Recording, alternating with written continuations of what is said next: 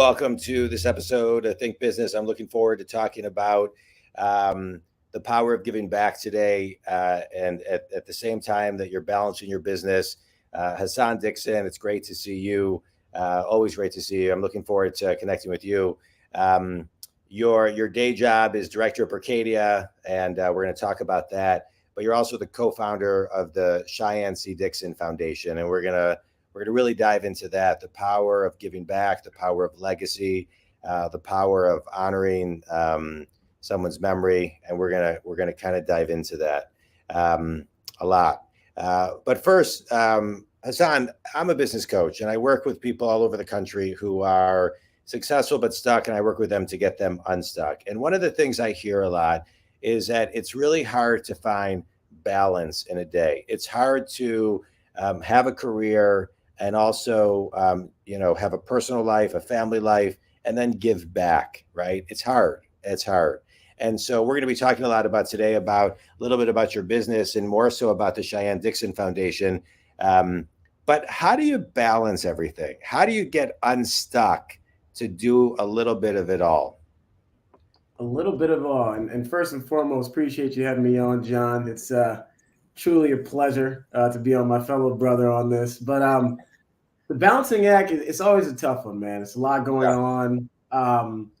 But the reality is, and what I found out through time is that if you intentionally make the time to balance your schedule and do what you need to do, you can make it happen. I do think there will be some stress there. There will be some hoops and hurdles there. But once you kind of get a concrete schedule and you're intentional about it, really the sky's the limit. And that's what I've been able to do. And granted, I have my hoops and my hurdles as well. Hoops of fire, to be honest, trying to figure out scheduling and stuff between business and nonprofit and volunteer stuff. But yeah, just be intentional about it, and it usually works itself out. Well, and I think also, Hassan, I think sometimes it's also easier to have the intention when you're doing something that you are so passionate about, that you're in alignment with, and that fits who you are. In this case, you founded this foundation. I think sometimes people get on boards or get on committees that aren't in alignment with what they really want to do or why they really want to be there. And so to me, the message I'm taking from you is, if you're going to have intention, the intention should even start with what you choose to get involved in. And in community, what I'll suggest is, grow the muscle of learning how to say no to things.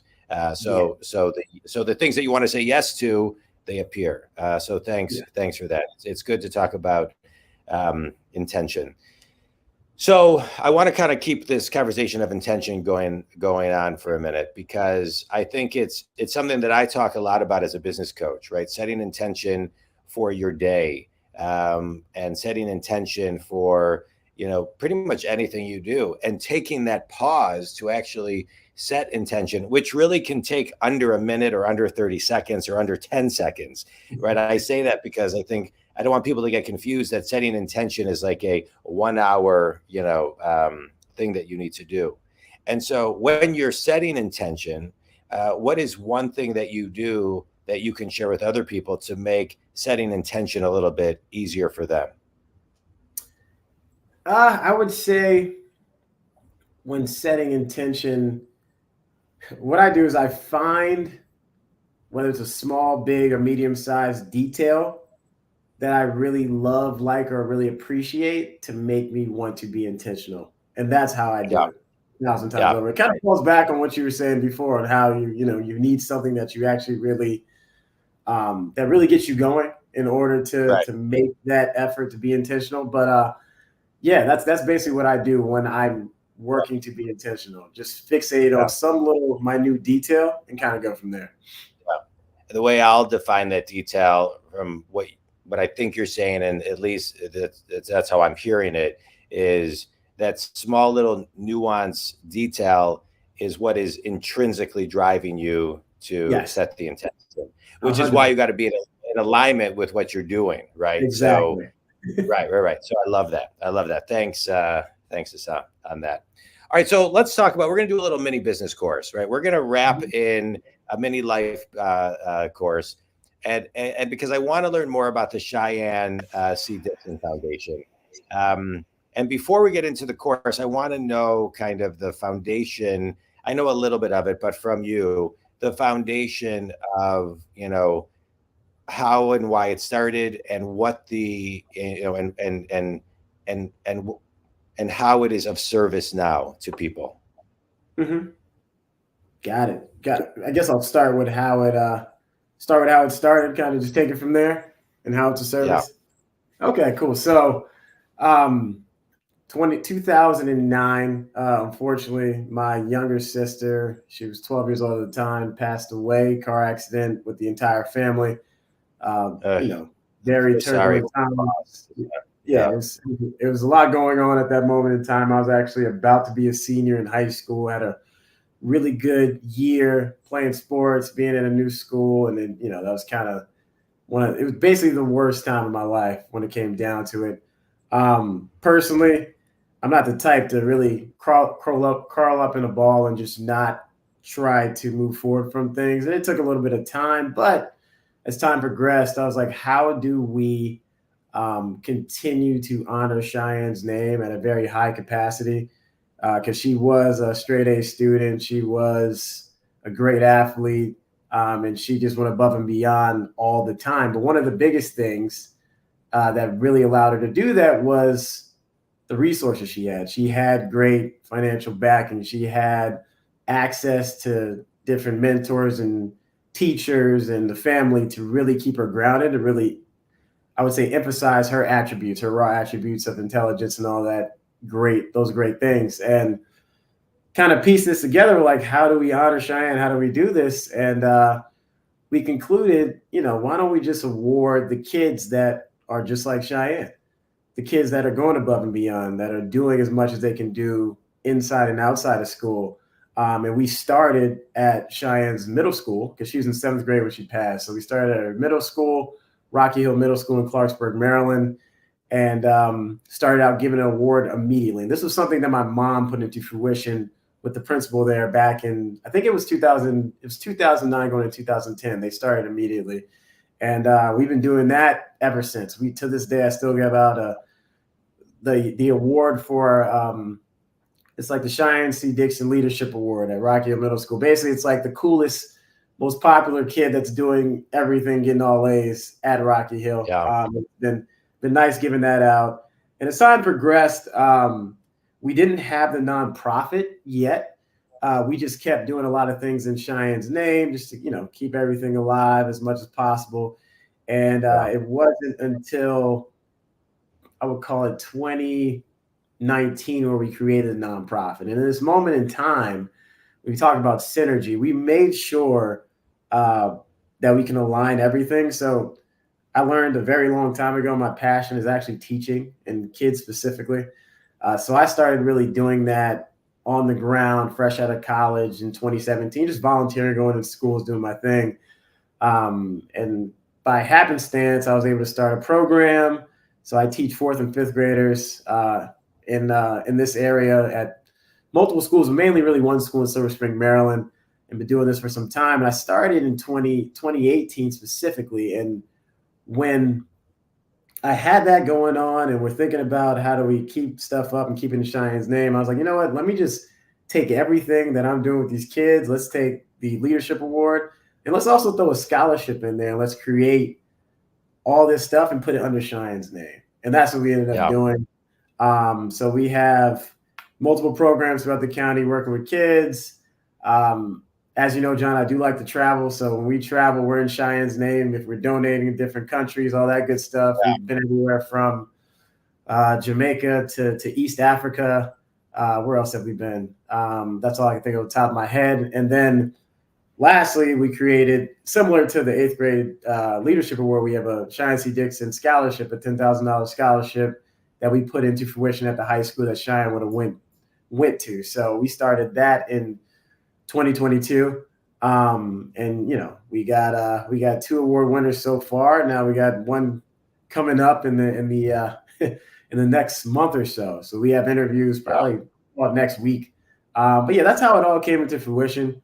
And we just want to make sure that we continually one, just give back to the community as much as we possibly can, and also just keep Cheyenne's name alive Yeah. um, for many years to come. So Well, my thoughts and prayers to your entire family for that loss. I can't imagine how devastating it was, Hassan. mhm. But what a beautiful tribute to Cheyenne to build, this legacy of her name and her, um, and just the intellect, that you're talking about, how she, was a straight A student, and just kind of passing that energy. Mhm. It's every parent's nightmare and every sibling's nightmare, right? What you've walked through, and what your whole family has walked through. But what a beautiful, path that you have built out of tragedy. And Yeah. and my question is, how did to me, it's this mini life course that I want to talk about right now is, how did you find the strength, right? What are three ways that you found the strength to do this? Because as beautiful as it is, I would think, and I know this from just losing people in my life, sometimes to even just talk about them, sometimes to tell the stories. I mean, it kind of almost quantum leaps you back to so many areas of trauma and pain and sadness, and Mhm. it's that can be difficult, and I think it prevents people from setting up a foundation like you've set up for Yeah. Cheyenne, because it's Yeah. just too painful. And so if you had to give kind of three suggestions on how to, for someone else to kind of, follow your path, and find the strength and actually execute and keep it growing, what would those three Yeah. things be? Three things. I'll start with one. I would definitely say take a step back um, and think about what that individual would want. And that's not where I started, but that was part of the process. My sister likes to be very front and center, to say the least. She was Yeah, basically me, but a little bit more bossy, way more intelligent. But I know she would want to be front and center in some capacity. I'm like, how would I make Cheyenne happy if she was actually alive? And yeah, kind of take a step back and be like, let me push forward and do that. Um, another thing would just be just I would just say pushing through that adversity you felt and that those just emotions that you feel rawly, um, and channeling them to do something of substance in opposition to, you know, maybe getting stuck in a bar or shell and not wanting to move forward. And yeah, luckily, by the grace of God, I'm really able to, any type of really tragic event or bad things that happen, it's just like, all right, well, this happened. This sucks. This is terrible. This is the worst thing that can happen, but it's reality, you know? So yeah, it's like, what do I do now? That's all we have is now, right? It's like, what can I do now to, in essence, help this situation be better? And yeah, and really that's what we did, man. We're just like, all right, let's just push forward. We have this moment in time, and we just, um, help others and make sure Cheyenne wasn't here just in vain and just, for some moment in time. Like, we're going to make sure that this is helping as many people as possible, this crazy event that took place. Um, and, I would say really lift up society while doing that. yeah, Um, and lastly, I would say the biggest thing on why I feel like we really were able to do it, uh, uh, just getting outside the box of what's typically done. Um, yeah, that's one, and that's me, John. As you know, like that's where I yeah, live. That's where I want to be. That's who I want to be as much as I can. Just being outside the box, thinking outside the box, doing things that are tough. That's kind of like my thing. But at the end of the day, getting outside the box and not doing your typical, I would say, relive of or like mourning of an individual, and just taking it to a higher stratosphere. That's what we really. That's how we really. I was able to kind of really put it into fruition. It's like, all right, well, this is what's typically done. This is what people do. We usually go off of how we're feeling. I feel some type of way sometimes. I wake up and I cry sometimes, but it is what it is. We are here now. Push forward and let's try to use this and take as much positive as we can put onto the earth from it. Let's do it.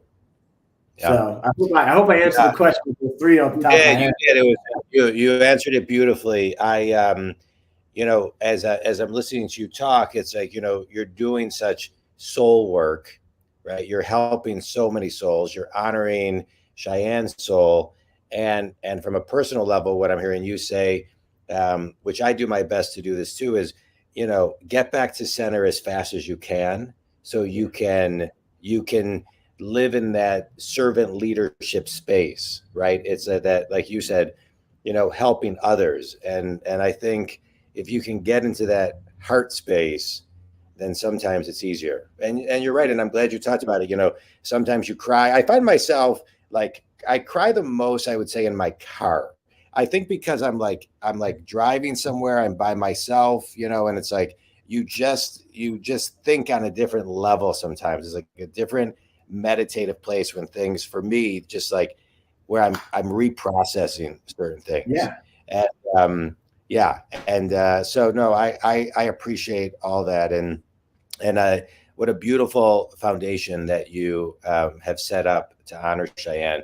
The website is Cheyenne C. Dixon Foundation.org, for those who want to learn more about it. We're going to talk more about it, but no, so I appreciate that, everything that you shared.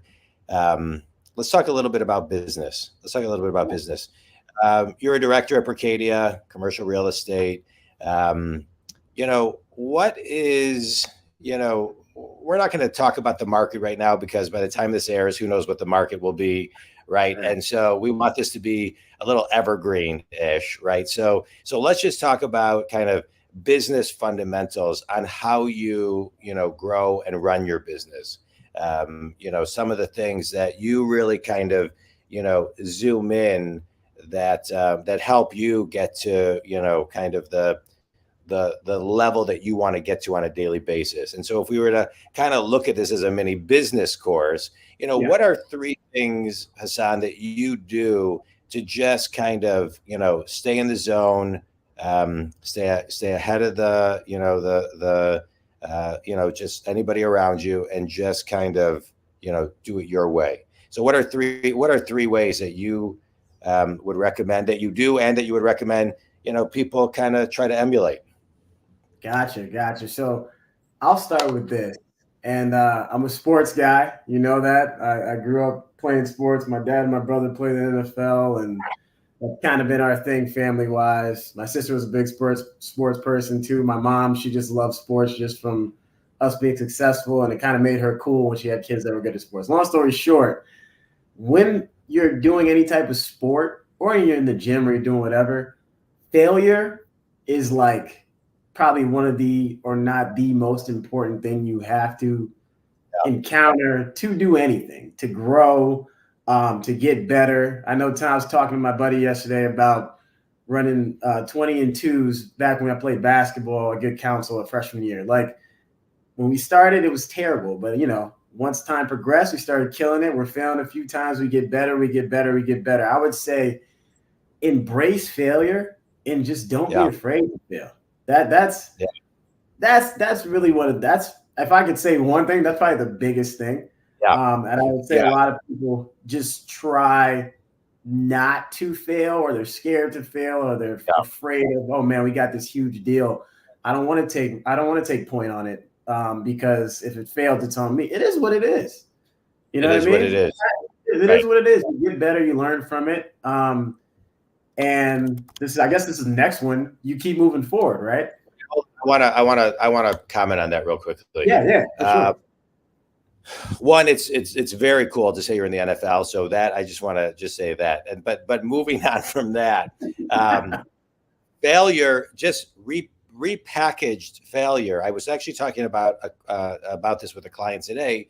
Um, that that that it's not failure; it's just a lesson learned. Like you got to figure out how to do it and how not to do it. So it's almost you can get the word failure completely out of your vocabulary because you're going to fail. It's not like you're waiting for this big thing. You're going to fail. Extract the lesson and move on.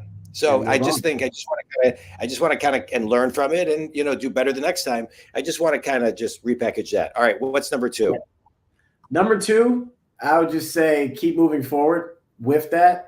And that keep moving forward, that happens to be never get stuck or fixated on, I would say, the past failure that you encountered. Because I think sometimes you might go back, you might backtrack and be like, oh man, well, I messed this up before. No, it doesn't matter. Like you take the lesson from the failure that occurred and just keep moving forward no matter what. And I think that takes you really to another level that a lot of people um, tend to not get to, or maybe they stop at a certain moment in time when it comes down to it. So my thing, fail, keep moving forward. And then lastly, and I think this all that kind of is all in the same burrito, that makes sense, or pizza, is to never be complacent, man. Because Yeah, you got to keep growing no matter what. You never stop. Because when you stop, you get bored. When you get bored, you typically die. So it's like, how do I deplete this idea of complacency, or deplete this feeling of complacency as much as possible? And I just, it kind of falls back to what we were talking about originally. You just got to be intentional about it. You got to yeah, find new ways to go outside the box, create new business, new ways to make getting that new business, or doing certain deals, or being creative fun, and really just finding those happy moments within the daunting processes that we all face in the business side, whatever business you're in, and yeah, just taking the time to appreciate them from time to time, because absolutely. it's not always going to be the great, happy we close the deal in our case, right? And it's like, all right, we signed up this deal. Those are like the climactic points, or the times of a lot of jubilation. But there's going to be times where you're running through the trenches of this deal, or the trenches of this paper, or trenches of whatever work you're doing, and you just need to kind of fixate on one little small nuance within that process that might keep you going, that might give you a little smile to think back on, or to think of at that moment in time. And I think that's really how I'm able to kind of, I would say, do my best to separate myself from Yeah, others at the end of the day, and then really just never grow complacent, because there's always something to look forward to. And there's always something to do, and there's always a time to get better, whether that be within the business world directly, whether that be mentally, emotionally, physically. It's always time to get better in some capacity. And my thing is, yeah. when you start getting better, man, it's just like, all right, well, you might be running to the Grim Reaper soon. So just keep getting Amen. better, no matter what your age is, and keep rolling. Yeah. Well, it's been said. Let me see if you know who said this. If your dreams don't scare you, they aren't big enough. I know I've heard it so many times, but It's Muhammad Ali. He's Muhammad He's Ali. right behind me. Yeah, Okay, yeah. that's what I said. I wanted to throw out right. Well, I Right, wanted to make it right. easy for you, Hassan. I wanted to make it easy for you. Um, so take me back now. Take me back to a mentor of yours that has provided you guidance. It could be 10, 20, 30, 40 years ago, that provided you a piece of guidance that helps you today. Oh man. Can we do two, or how many mentors can we get? We can. You I'll can do whatever say, you want. yeah. I'll start. One of my first mentors was really my grandmother. Uh, she passed in like 2003, but growing up, she was always there, and she really didn't. It was more of a no nonsense type of ideology that she kind Yeah, of preached to us, and it wasn't very direct. It was more so by like the actions, yeah, um, and just being, and the actions basically gave me the mental foundation of like, one, you can be whoever you want to be and you can do great things. Never Yeah. let anybody or let society tell you otherwise. So me, my sister, and my cousins who were very close with her, and we basically grew up thinking we could take over the world. We Yeah. never had any type of ceiling, whether it be glass or cement or whatever, that was placed Yeah. upon us. And the thing is, she never said it. It was just through how she How she worked with us. moved. Yeah, how she moved with us, how she moved too. Yeah. And we just took that perspective and ran with it to the point where every one of my cousins is striving in whatever field they're in, just given the fact of how great of a mentor she was. She was also a teacher, so she instilled in me Yeah. without instilling in me, hey, dude, you might want to Yeah. teach. Well, She did everything without saying it. yeah. Well, it sounds Yeah, like she held the space. It sounds like she defines, when you when you keep your energy high and your frequency high and your vibration high, you carry that energy with you, and you create a yeah, space where people can feel it. It's like yeah, it's just a feeling. Yeah. Yeah. exactly. All right. I love your grandma. I didn't even know her. Yeah. She just Yeah, rose me up. yeah. She was excited, man. She could get a Yeah. little Yeah. crazy too, but she was Yeah. she kept us in line, man, and she taught us so many things without even having to Good. blatantly say it, which is I feel like the Good. best way to really be a mentor at the end of the day. So Absolutely. Absolutely. All right. yeah. Tell me your second mentor in under a minute. Oh, second mentor under the minute. I won't go typical. I'm gonna go with one of my guys I met who, man, fresh out of playing football and all this good stuff. And I didn't understand anything. And I met this dude. His name was AJ Raju. His name's still AJ Raju. He's a lawyer out in Philadelphia. I went to Temple University. And he was one of the first people who actually sat down with me outside and talked business, like outside of the sport arena, had coaches, had Yeah. all these things. But he's the one that really made the business world cool for me. Yeah. And he also made the idea of giving back even cooler. So when I saw Yeah. this guy, he's killing it. He's doing all these deals. He was working as a CEO of Dilworth Paxson at the time, and they, handle commercial mortgage-backed securities. I didn't even know what that was at that time. But Yeah. long story short, get in the room, and he was just like, "Look, man, I think you're going to be really successful. Though it doesn't matter what you're going to do with life, but just keep rolling." But he really emphasized the importance of giving back, which I obviously appreciated. But then he also said something that was really funny, John. He said, you know, I feel like as much as I give back and as much as somebody else may give back, that is what it is. But like honestly, man, you as a man of color or just as a black man in general and younger, it just looks cooler. Yeah.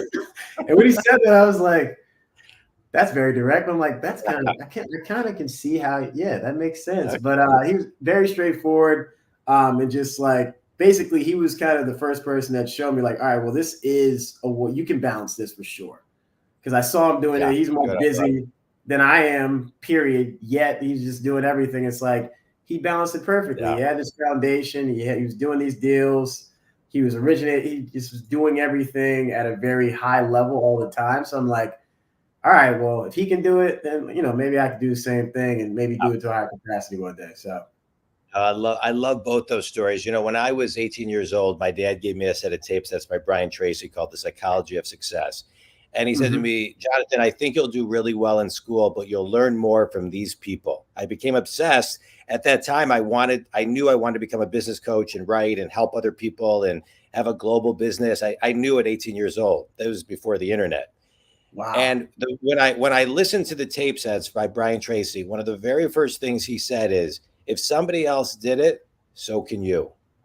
And I thought, yeah, that makes sense. I mean, if and I was interviewing somebody this week, and they were talking about the content doesn't matter, but they were talking about somebody who didn't know something and started this enormously successful business, and they just went out and talked to 200 people and then started the business. So you really can have everything if you reach out to, like you're talking about, your mentors. You move with no fear. You put it out there and you do the work every day, a little bit at a time, until one day you look behind you and you say, wow, I can't believe 10 minutes a day, 15 minutes a day built what I'm doing right now. It's all about the small little pieces. So I love all your stories. There's a through line and a thread of everything that you're talking about, of just intrinsic high standards for yourself. And that's what I love about what you're talking about, from you to your grandma and everything in between. So for sure. All right, quick speed round. A book, a TED Talk, or an article that's had a big impact on you. Oh man, a book. I got one right here. I'm about to pull it out. Let's see. It is. For some reason, I'm blanking.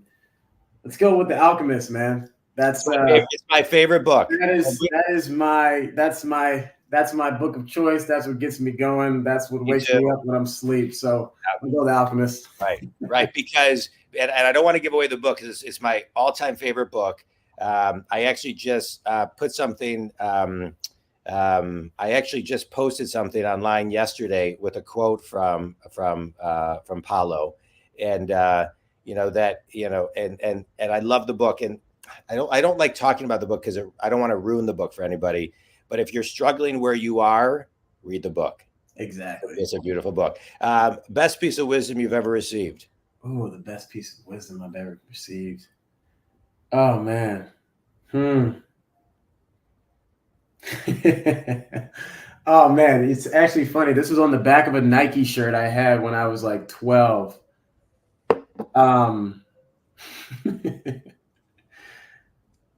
It was like the difference between a man who can and a man who can't is like nothing, and they're both right. Yeah. Which one are you? You just have to believe in yourself. That's it. It was the back of a Nike shirt, and it probably was said much better than what I said, but that was one. Right. That was a pretty good quote that I was like, oh, that's real. Last question, Hassan. Finish this sentence. One thing everybody can do to raise their own level of standards and get to their next level of potential is consistency. I love it. Tell everybody about two things. One, where they can learn more about the foundation. Two, where they can learn more about you and who your ideal clients are. Got it.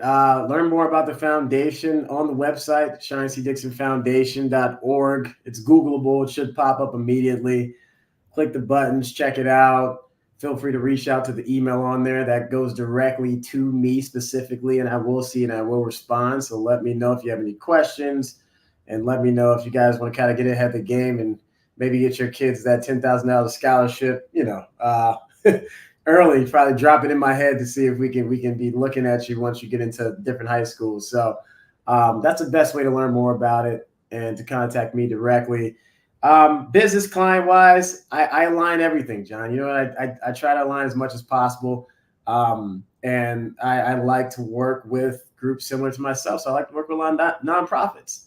And I focus on groups that do a lot of great deeds in society. Mainly on our side is residential services.